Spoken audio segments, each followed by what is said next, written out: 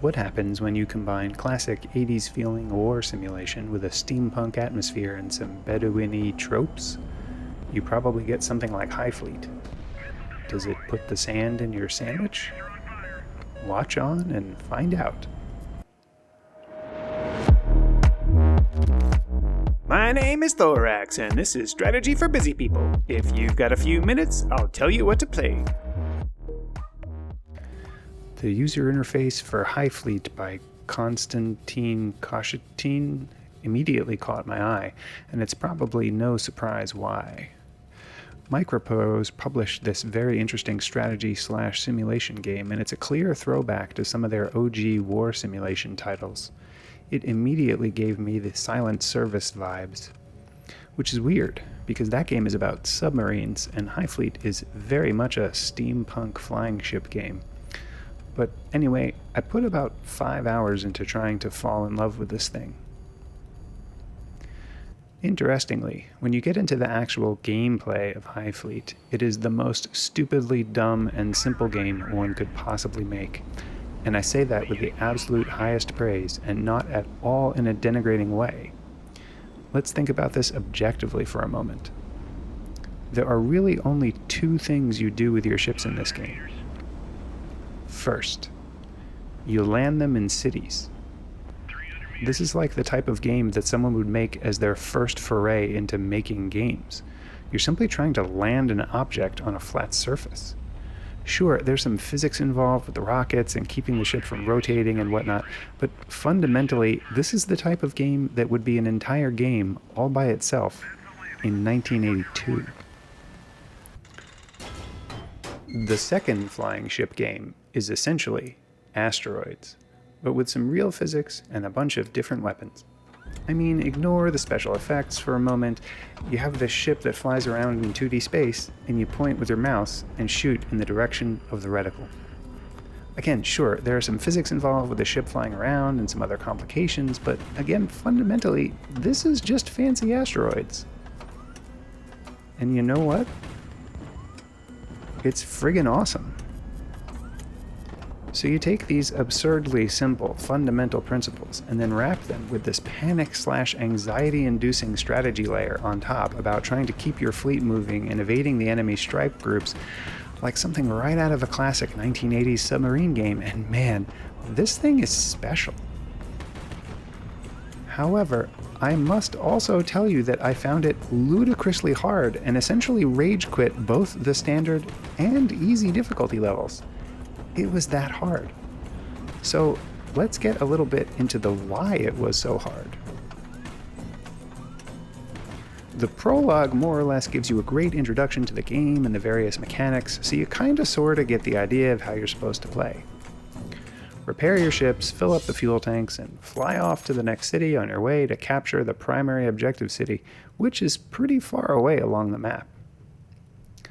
You would think that this would not be too bad, but almost immediately you are hit with choices you don't understand, and the penalty for choosing wrong is high. That's because you have to choose your starting ships for your mission based on a fixed budget.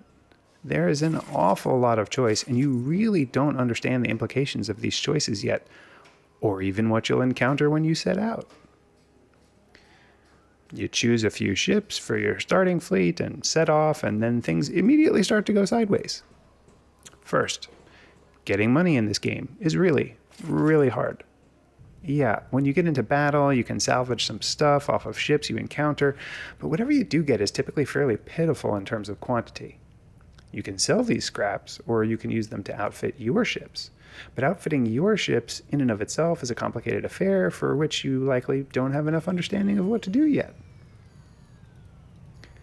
After your first few dust-ups with the enemy, you realize that your ships have gotten pounded, and so you attempt to repair them. But unless you're at a dedicated repair city, that can take an absolutely tremendous amount of time.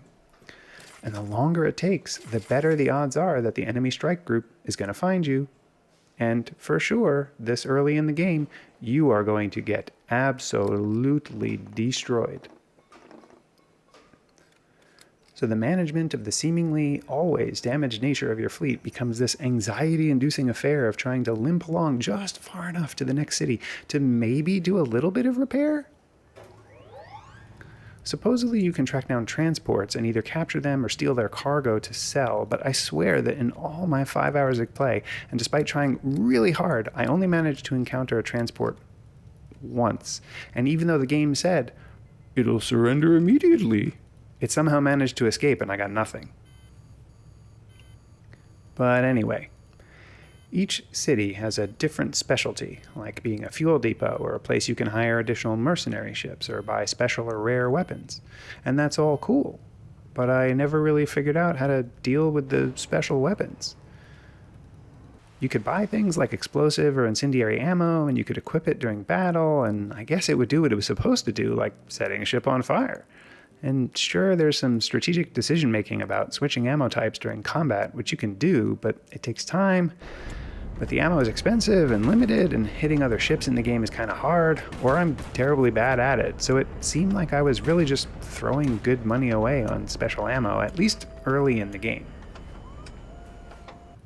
Then there's this whole military strategy layer on top of all this, where you have to worry about radar and infrared and being detected or detecting the enemy. You can intercept radio transmissions that tell you where things are going to be, most importantly, either the strike groups or the aforementioned transports, and then sometimes you have to decode the radio transmissions. Before I give my final verdict, take a moment to like this video and subscribe to the channel. Don't forget to share it with your friends. Agree with me, disagree with me, or want to see other content? Let me know in the comments below. Want to try this game yourself? Check out my humble affiliate link below. And if you want to support me in making more of these videos, become a patron on Patreon. Your support really makes a difference. The final verdict. I really wanted to like this game. I wanted to be able to play it for a long time and do well at it. I even really did put in an effort to try to figure it out. But ultimately, I just totally sucked at it, got destroyed nearly immediately every time, and had to give it up before I set my house on fire in a rage.